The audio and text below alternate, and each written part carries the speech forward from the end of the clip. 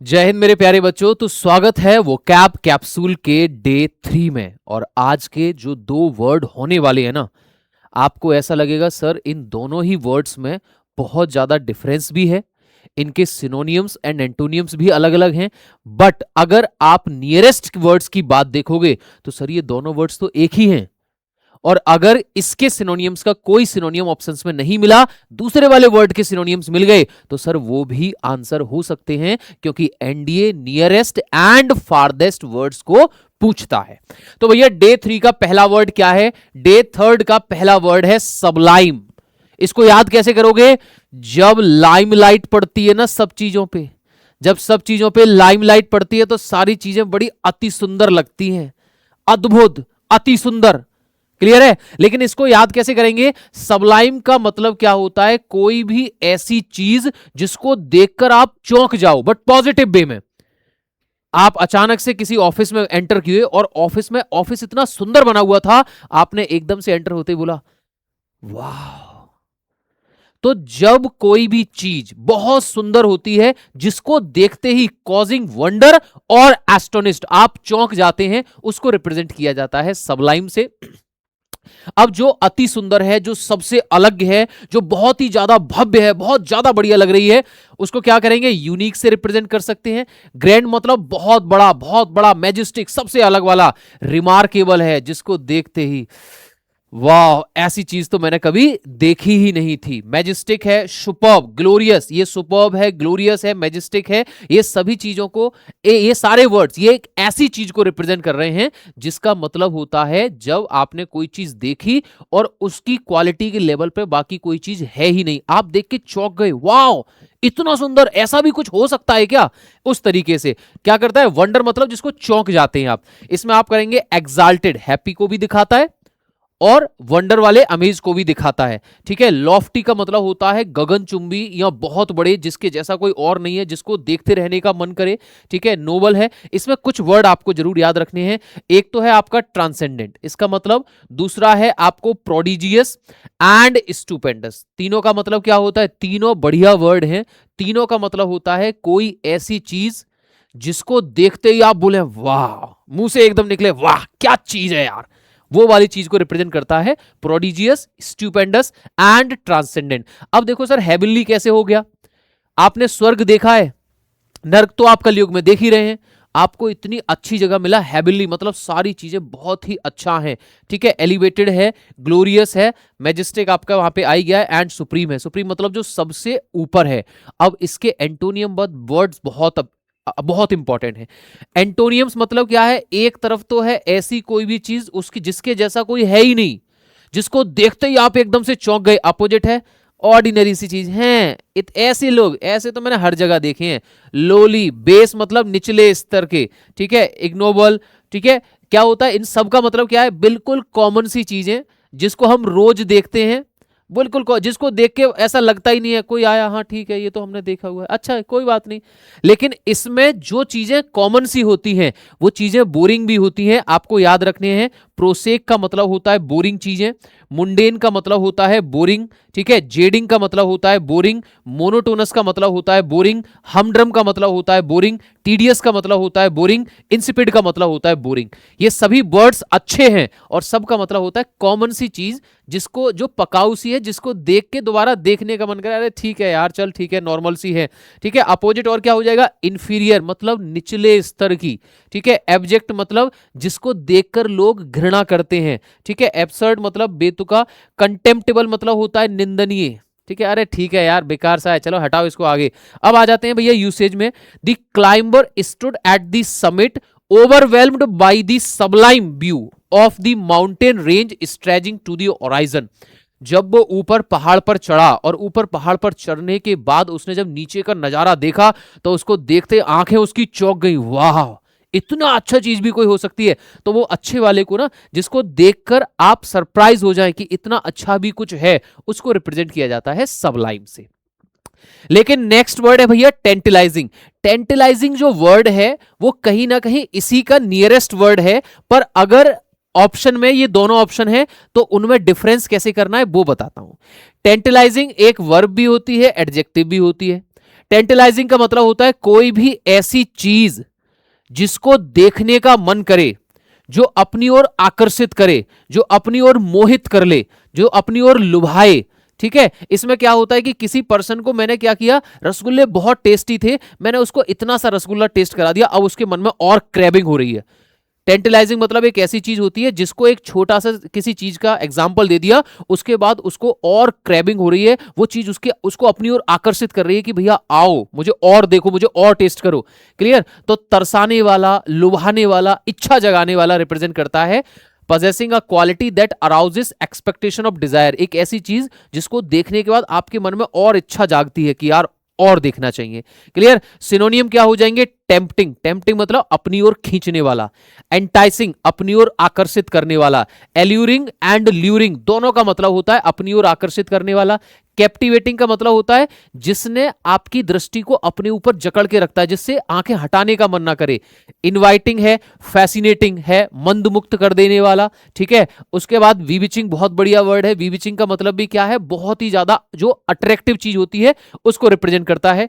Scintillating का मतलब sparkling या चमकीला भी होता है, और जो चीजें चमकीली होती है ना, जो चीजें स्पार्कलिंग होती है, जिनमें चमक होती है, वो हमें देखने में बड़ी अच्छी लगती हैं, उनको देखने का मन करता है। तो सिंटिलेटिंग अट्रैक्टिव और चमकीले दोनों वर्ड को ही रिप्रेजेंट करता है। मेस्मराइजिंग, मेस्मराइजिंग मतलब जिससे नजर हटाने को मन ना करे, जिसको देख के सुकून फील हो अंदर, इसमें ये वाला वर्ड भी बहुत अच्छा है, इंट्रिग्यूइंग। इंट्रिग्यूइंग का मतलब भी क्या होता है? इंट्रिग्यूइंग रिप्रेजेंट करता है एक ऐसी चीज को जो अपनी ओर आपको खींचे। ठीक है, चार्मिंग, कैरिस्मेटिक या इंथ्रेलिंग, इंथ्रेलिंग का रिप्रेजेंट भी वही करता है, अपनी ओर खींचने वाला, अपनी ओर आकर्षित करने वाला। अब आप यहां पे देख रहे हैं, इसका मतलब है एक इतनी सुंदर चीज जिससे पहले आपने उसको कभी नहीं देखा, और उसको देखते ही आप एकदम से चौंक गए, खुशी से झूम उठे उसको देखकर, उसको रिप्रेजेंट करता है। और इसका मतलब है आपका अपनी ओर आकर्षित करने वाला, वो भी अच्छा है, ये भी अच्छा है, दोनों में डिफरेंट है, दोनों में डिफरेंस है, पर अगर ये नियरेस्ट वर्ड पूछे जाए तो आंसर ये भी उसके हो सकते हैं। एंटोनियम क्या है? रिपल्सिव। ये था अपनी ओर खींचने वाला। एंटोनियम क्या है? अपने पास से दूर भेजने वाला। रिपल्सिव का मतलब क्या होता है? एक तो होता है अट्रैक्टिव, अपनी ओर खींचने वाला, एक होता है रिपल्सिव, अपने से दूर भगाने वाला। ठीक है, अनअपीलिंग, अपील मतलब जो अपील करता है, आओ मेरे पास आओ, अनअपीलिंग मतलब जाओ मेरे पास से जाओ। तो रिपल्सिव मतलब अपने से दूर करने वाला, डिसगस्टिंग मतलब थू, बिल्कुल बेकार होने वाला, रिपेलेंट मतलब जिसको देखते ही आप उससे दूर भागें, उसको रिप्रेजेंट करता है रिपल्सिव एंड रिपेलिंग। ठीक है, सेटिस्फाइंग, अच्छा सेटिस्फाइंग वर्ड क्यों आया सर? टेंटलाइजिंग का मतलब है एक ऐसी चीज जिसके देखने के बाद, जिसको टेस्ट करने के बाद आपके मन में और डिजायर आ रही है कि यार और देखूं और देखूं और करूं इसको। लेकिन अपोजिट क्या है? सेटिस्फाइंग, एक बार कर लिया यार, देख लिया ना, ठीक है, बेकार सी चीज है। और जो एंटोनियम उसके थे, tedious boring, jading boring, mundane boring, humdrum boring. Clear है? Monotonous boring. यहां पर बोरिंग वाले वर्ड के फारदेस्ट वर्ड ये भी उसके हो सकते हैं। ठीक है, डल हो गया, अनइंटरेस्टिंग हो गया, अनएक्साइटिंग हो गया, टीडियस, मोनोटोनस, जिसको देख के बोलने का मन ना करे। तो आज के जो दो शब्द हैं, इन दोनों शब्दों में बहुत थोड़ा सा डिफरेंस है। क्या डिफरेंस है? सबलाइम का मतलब होता है एक ऐसी चीज जिसको देख के आप खुशी से गदगद हो जाएं, चौंक जाएं एकदम, जैसी चीज आपने कभी नहीं देखी हो। क्लियर है? अब जो चीज जिसको चौंक जाए, जो चीज बहुत अच्छी है, जाहिर सी बात है वो भी अपनी और आपको अट्रैक्टिव करेगी, उसको देखने का मन करेगा। एंड टेंटलाइजिंग का मतलब होता है अपनी ओर खींचने वाला, अपनी ओर आकर्षित करने वाला। ठीक है, दोनों में डिफरेंट है, बिल्कुल है, उसके सिनोनियम्स में डिफरेंट है, बट नियरेस्ट और फारदेस्ट वर्ड में ये एक दूसरे के सिनोनियम एंटोनियम काम करते हैं। यूसेज क्या है? दी एरोमा मतलब होती है फ्रेगनेंस, खुशबू। The aroma of freshly baked bread from the kitchen was a tantalising scent. Scent आपका उसको रिप्रेजेंट करता है खुशबू, for the hungry children. Kitchen में जो ब्रेड पके थे ना, उसकी जो खुशबू थी ना, वो सब तरफ ऐसे फैल गई कि जो भूखे बच्चे थे वो उनको और आकर्षित कर रहे, मुंह में पानी आ गया उसको देखकर, अपनी ओर आकर्षित कर रहा था कि आओ मुझे खाओ। क्लियर है? चलो, तो ये हो गए दो वर्ड। अब आते हैं भैया इसके किस पे? अब आते हैं इसके आपका होमोफोन्स पे। पहला वर्ड है सेंसर, CENSOR। ये एक वर्ब की तरह काम करता है। इसका मतलब है किसी ऑफेंसिव या किसी गलत चीज को हटा देना या डिलीट कर देना या रिमूव कर देना। The government decided to sensor the controversial documentary. उसमें जो कंट्रोवर्शियल पार्ट था उन्होंने कहा उसको कट कर दो। सेंस्योर एक नाउन भी होता है, एक वर्ब भी होता है, हिंदी में इसको बोला जाता है निंदा। The politician faced a public censure for his unethical conduct. Politician ने जो गलत काम किया था उसके लिए लोगों से उसे क्या मिली? निंदा मिली सर। नेक्स्ट है SENSOR। सेंसर का मतलब क्या होता है? जो सेंसिटिव वाले पार्ट होते हैं ना, जैसे जो सेंसर कहाँ चल रहा है उस पे मॉनिटर पे, उसको रिप्रेजेंट करता है। अगला होमोफोन्स है आपका वेन का। मैंने कल भी बताया था, ये वर्ड आया था। वेन आपका एक एडजेक्टिव होता है जिसका मतलब होता है बर्बाद चीजें, यूजलेस चीजें। ठीक है, पर्सन में घमंडी को भी रिप्रेजेंट करता है। प्रोड्यूसिंग नो रिजल्ट या यूजलेस, जिससे कोई रिजल्ट नहीं मिलने वाला, जो बर्बाद होता है। All their attempts to find the lost key were when. उन्होंने जितना भी प्रयास किया खोई हुई चाबियों को पाने का, वो सब बेकार था। VEIN, वीन का मतलब होता है जो हमारी बॉडी में नस होती है ना, उसको रिप्रेजेंट करता है, ये एक नाउन होता है। एंड VANE, वेन भी एक नाउन होता है जिसका मतलब होता है पवन दिशा सूचक, यानी कि हवाएं जो होती है ना, a device that shows the direction of the wind. एक ऐसा डिवाइस, एक ऐसा इंस्ट्रूमेंट जो ये बताता है कि हवाओं का जो डायरेक्शन है वो किस तरफ है। अब आ जाते हैं आज के लास्ट टॉपिक पे, idiom. To be on the tenterhooks. To be on the tenterhooks का मतलब होता है दुविधा में फंसे होना, एक ऐसी मुसीबत, एक ऐसी चिंता, एक ऐसी दुविधा, एक ऐसी प्रॉब्लम में फंसे होना जहां आप सोच ही नहीं पा रहे हैं कि यार क्या करूं क्या ना करूं। आप अलग लेवल के एनेक्शियस हो रखे हैं, चिंता में फंसे हुए हैं। To keep a stiff upper lip, अपने ऊपर वाले लिप को दाब के रखना, बंद करके रखना। गांव में ये चीज कई बार बोली जाती है कि अपने लिप को बंद करके रखो, बोलना नहीं है कुछ भी। कठिनाइयों में भी धैर्य रखना, यानी कि जब आपको कोई भड़का रहा है, जब आपको पर कोई समस्या आई, तो वहां अपना आपा खोकर, आप किसी को कुछ उल्टा वाला नहीं बोल रहे हैं, आप अपने ऐसे करके बंद करके बैठ गए, यानी कि आपके अंदर पेशेंस है। टू ग्रीस दी पाम का मतलब होता है रिश्वत देना। To turn a deaf ear का मतलब होता है सुने को अनसुना करना, टू पे नो अटेंशन। एंड नेक्स्ट है टू क्राई वुल्फ। एक कहानी नहीं थी, भेड़िया आया, भेड़िया आया, भेड़िया आया, और जिस दिन भेड़िया आया था उस दिन भी उसने चिल्लाया भेड़िया आया, भेड़िया आया, भेड़िया आया। लेकिन उस दिन गांव वालों को क्या लगा कि भैया ये तो झूठा है, ये तो झूठी अफवाहें फैलाता है।